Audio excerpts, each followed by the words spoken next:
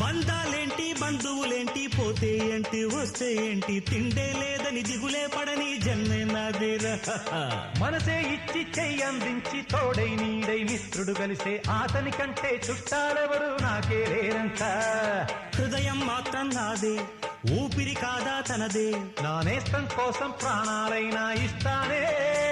నా మిత్రుడు పెట్టే తిండి నే తింటున్నా నీ వేళ, తన మాటే నాకు వేదం అంట ఏ వేళ.